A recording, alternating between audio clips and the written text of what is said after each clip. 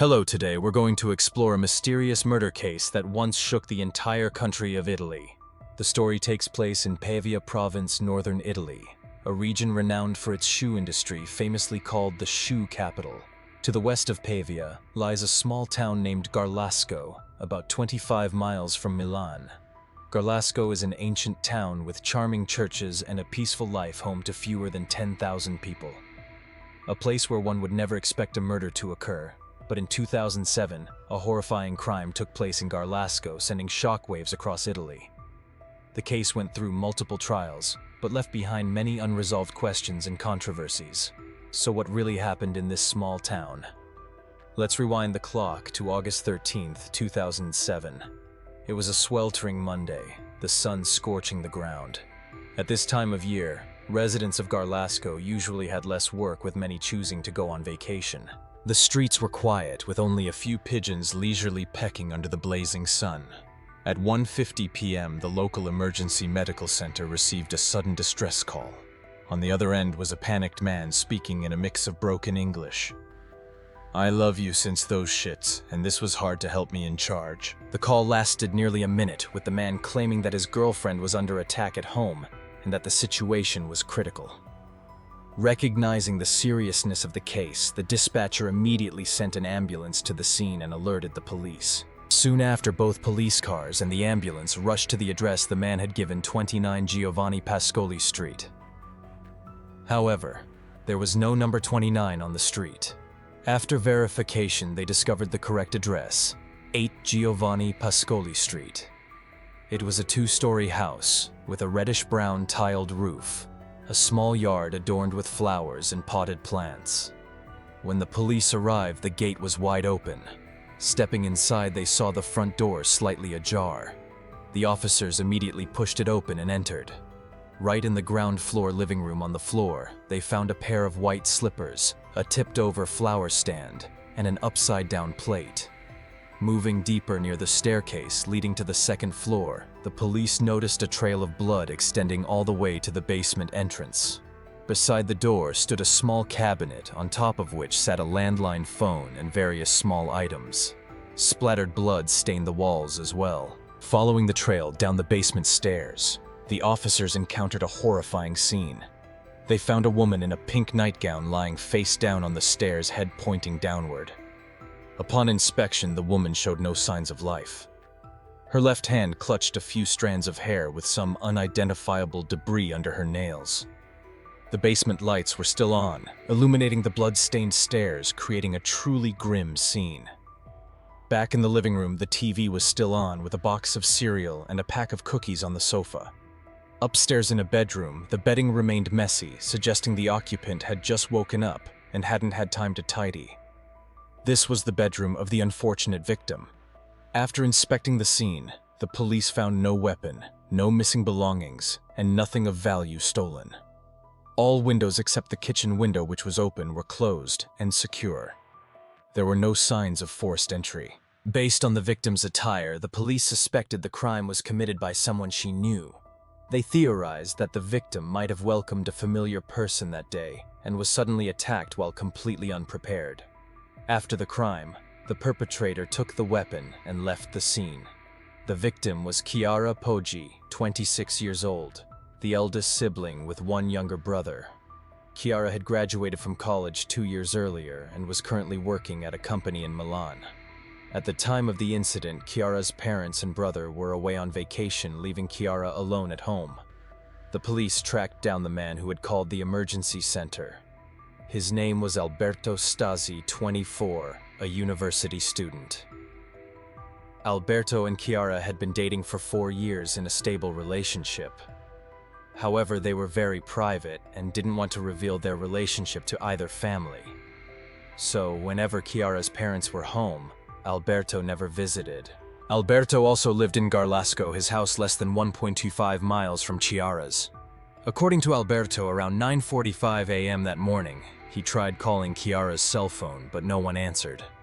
At the time, he didn't think much of it, assuming his girlfriend was still asleep. About an hour later, he called Chiara again, still with no response. Between 11:15 a.m. and 1:30 p.m., he continued to make several calls to both her mobile and landline, but none were answered. Knowing that Chiara's family was away on vacation and that she was home alone, Alberto began to worry that something might have happened and drove over to check. When he arrived, he rang the doorbell, but no one answered. Looking through the gate, he saw the kitchen window wide open, a sense of unease washing over him. He climbed through the gate into the yard and called Chiara's name loudly through the kitchen window, but there was still no answer. Then he went to the front door and was surprised to see it unlocked. He pushed it open and stepped into the cluttered house, clearly sensing that something was wrong. Alberto followed the trail of blood on the floor to the basement stairs. There he saw Chiara lying face down on the steps, motionless and pale. Terrified by the scene, Alberto quickly ran outside and sped to the police station, calling the emergency center on his phone as he ran. However, Alberto's statement raised suspicions with the police. His shoes looked unusually clean with no traces of dirt on the soles. If he had actually been at the crime scene, the soles would have picked up at least some traces, unless he had changed shoes somewhere. Moreover, Alberto's claim of seeing Chiara's pale face didn't match the reality, as the victim was lying face down and covered in blood, making her facial features impossible to see. After 17 hours of questioning, Alberto was allowed to leave the police station, but his shoes were retained for further analysis. However, the technicians found no trace evidence on Alberto's shoes. The next day, on August 14th, the police discovered a footprint inside the house. Measurements indicated it was size 42, matching Alberto's shoe size. In the bathroom sink drain, police found traces of blood, possibly from the perpetrator washing their hands. On a hand soap dispenser and a pizza box, police collected 2 fingerprints. The fingerprint on the soap dispenser belonged entirely to Alberto, while the other print was incomplete and could not be identified. Hair found at the scene was light brown, similar to Chiara's hair, but the roots were missing, making DNA testing impossible. The debris under Chiara's nails also did not provide any useful information. 2 days after the crime, the autopsy report was released. The victim had multiple injuries from a blunt object. The fatal wound was to the head, and the weapon was suspected to be something similar to a hammer. The time of the crime was determined to be the morning of August 13th. A week after the incident, police officially listed Alberto Stasi as a suspect. The investigation team approved a search warrant for Alberto's home. Police seized 3 cars, 2 bicycles, and a laptop. The laptop belonged to Alberto, who voluntarily handed it over, claiming he had used it to write a thesis. When questioned by police, Alberto explained that since Chiara's younger brother and parents were away on a trip a few days before the crime, he had visited Chiara's home to stay over. They had eaten pizza together, and he had used the hand soap in the bathroom, which explained the presence of his fingerprints there.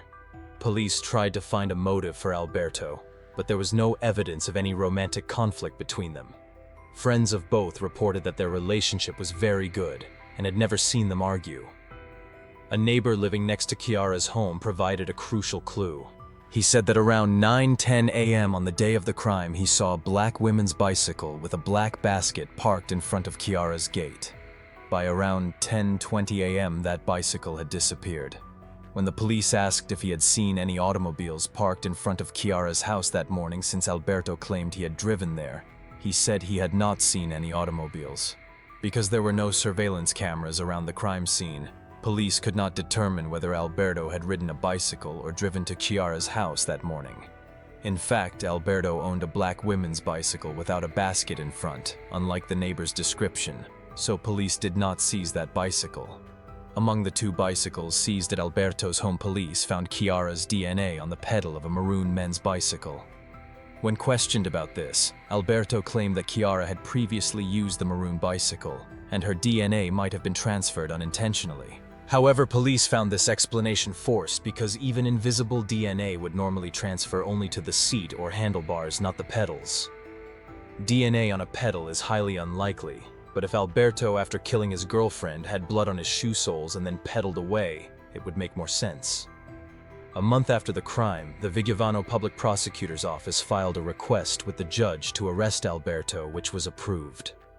However, just 4 days later, the judge ordered Alberto's release due to insufficient evidence. According to Alberto's statement on the morning of the crime, he had been using his laptop to work on his thesis. Police computer experts analyzed it and concluded that the laptop had been in continuous use from 9:35 a.m. to 12:20 p.m. that day.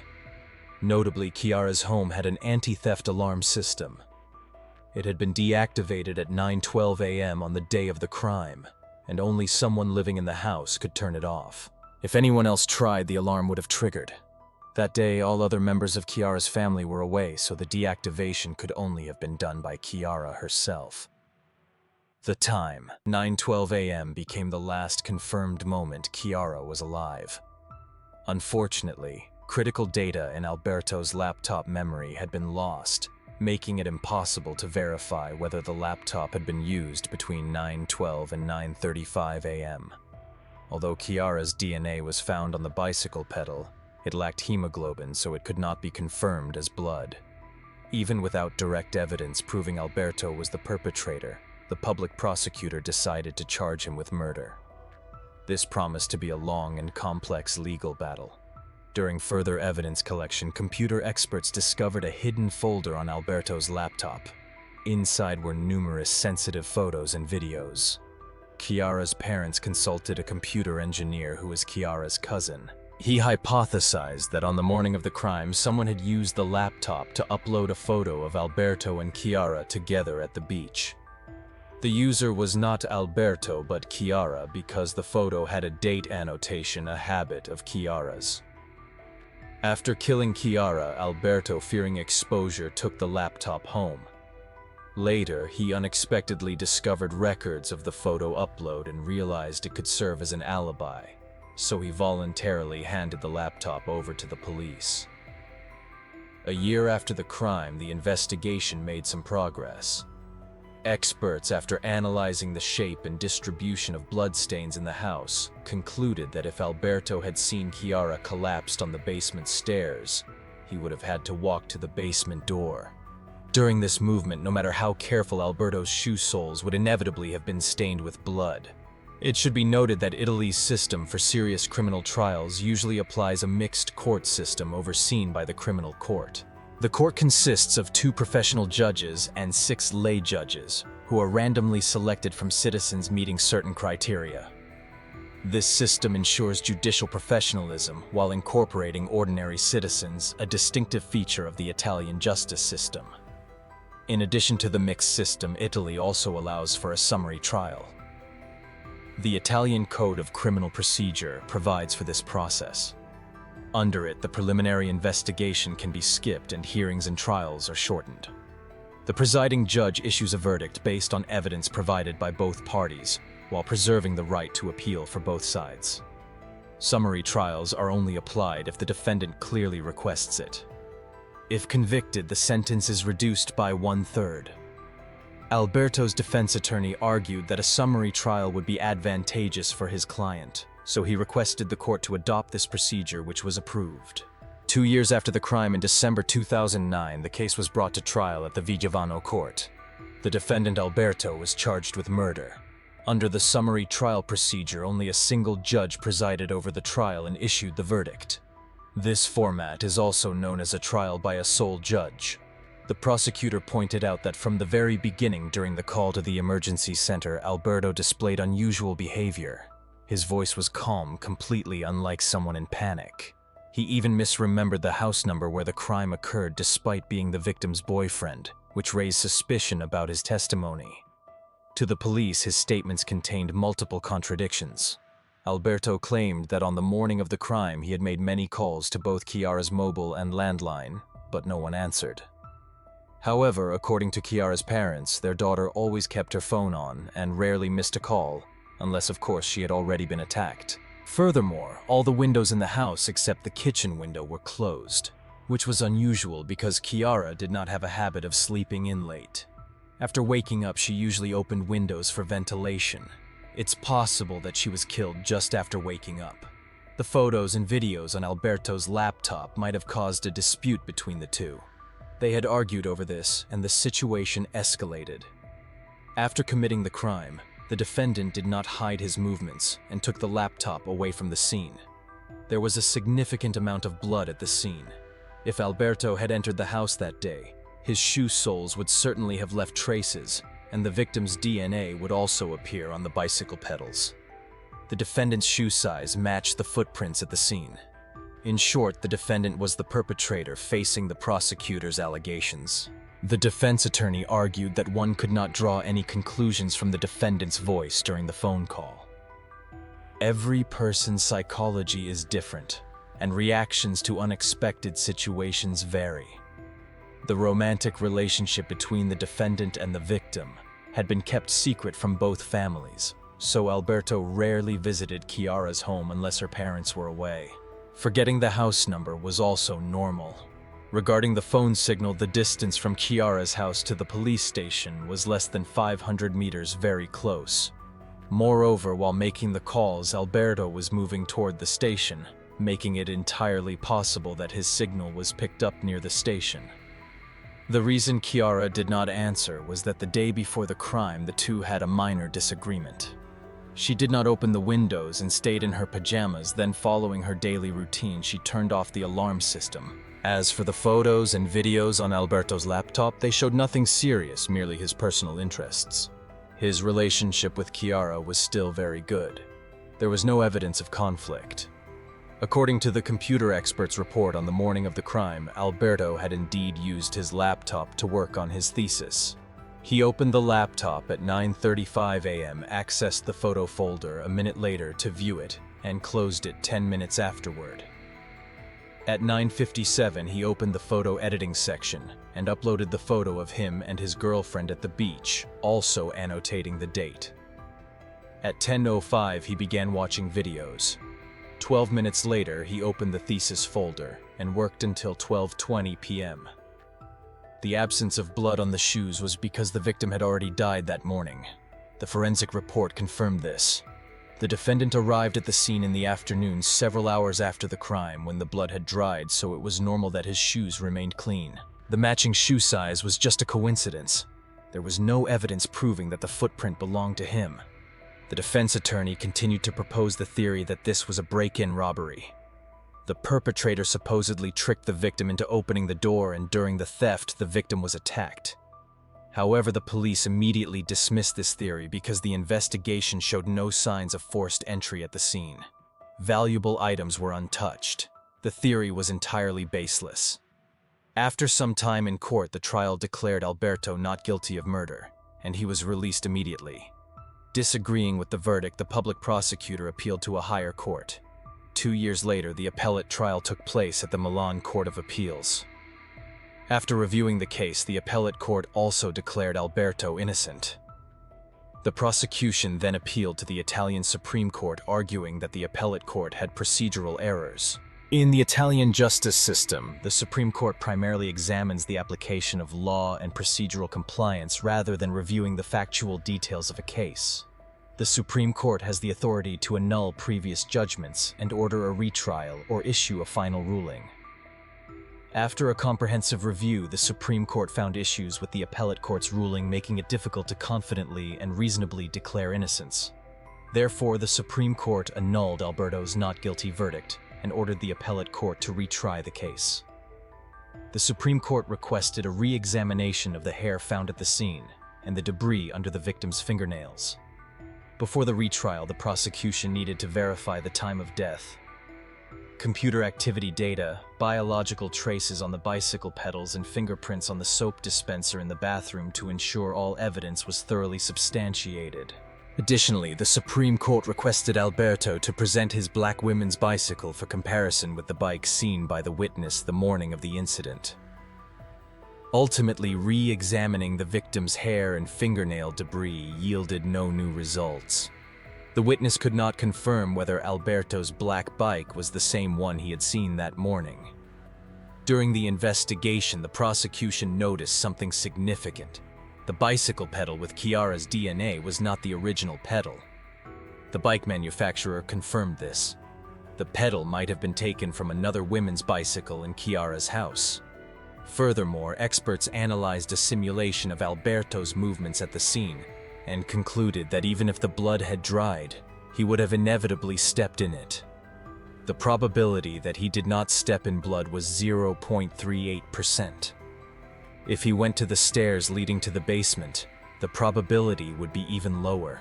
7 years after the incident in December 2014, the retrial opened at the Milan Court of Appeals. Based on computer simulation conclusions and numerous inconsistencies in Alberto's previous statements, the court found Alberto guilty of murder and sentenced him to 24 years in prison. Because he opted for a summary trial by law, his sentence was reduced by 1/3 to 16 years. Upon hearing the verdict, Alberto embraced his mother tightly without crying. After the court, Alberto appealed to the Supreme Court while the prosecution argued that 16 years was too light and should be increased. In Italy, the maximum penalty for murder is life imprisonment. In December 2015, after review, the Supreme Court upheld the appellate court's 16-year sentence. Regarding motive, the Supreme Court did not issue a specific conclusion. However, all evidence pointed toward Alberto, forming pieces of a puzzle that completed the picture of his crime. After being imprisoned, Alberto was interviewed by a reporter. He said, "My conscience is clear. Those claiming I killed Chiara, they don't know what they're talking about. I was declared innocent in the first trial, and the appellate court said the same. There was only one time I was convicted, and even the chief prosecutor of the Supreme Court said it couldn't be certain I was guilty." During his sentence, Alberto's lawyers continued appealing to the European Court of Human Rights, but there was no result yet. In December 2016, the defense lawyer submitted a new forensic report to the court. The report revealed that under Chiara's fingernails was the DNA of a man who happened to be a friend of Chiara's younger brother named Sempione. Investigators began looking into Sempione. Results showed he regularly rode a bicycle and his shoe size matched footprints found at the crime scene. When questioned, Sempione stated he often visited Chiara's house, so it was not surprising that his DNA was under her fingernails. The matching shoe size was just a coincidence. Sempione provided an alibi for the day of the incident, but investigators still found some suspicious points. On December 23rd, the Milan prosecutor approved a request for a retrial, considering there was sufficient basis, and transferred the case to the appellate court. A year later, the investigation concluded, and Sempione was released due to good behavior in prison. Since 2023, Alberto has been allowed to leave prison during the day to work as an accountant. After Alberto was allowed out of prison, Chiara's family filed a civil lawsuit demanding €1 million in compensation. However, before going to prison, Alberto had renounced his inheritance on the advice of his lawyer, leaving him with nothing to pay. After negotiations, Chiara's family and Alberto reached a settlement of €700,000. All of his income was directed to compensate Chiara's family, and he is still gradually paying off this settlement today. Although Alberto was convicted, public opinion remained divided. Some believed the court's ruling and considered Alberto guilty. Others argued that the evidence was insufficient, Alberto was innocent, and the real perpetrator was still at large. Chiara's case concluded with a 16-year sentence for Alberto, but the controversy surrounding it seemed never-ending. A love story that once seemed dreamlike suddenly turned tragic, leaving behind pain and doubt. Was Alberto truly the killer? That question still haunts many to this day. Many people trust the court's decision, believing that even indirect evidence was sufficient to convict Alberto. They envisioned a young man blinded by love, unable to control his rage, when love ended, striking down the one he adored. They condemned Alberto's cruelty while feeling sorrow for Chiara's tragic fate. However, many others believe Alberto was wrongfully accused. They point to ambiguities in the evidence and propose a different perpetrator, possibly Sempione, whose DNA was found under Chiara's fingernails. They argue that Alberto became a victim of a judicial mistake, paying for a crime he did not commit. They see in Alberto a man yearning for exoneration, persistently fighting to prove his innocence. The truth about Chiara's death may forever remain a mystery. This case illustrates the complexity of the justice system and the hidden corners of the human soul. Whether Alberto was guilty or innocent, Chiara is gone, leaving behind unending sorrow for her family and loved ones. The lesson we can take from this story is to cherish our loved ones while we can. Learn to control your emotions and resolve conflicts with words, not violence. Most importantly, always trust in justice, but remember that justice can sometimes be obscured. Today's video ends here. See you in the next videos.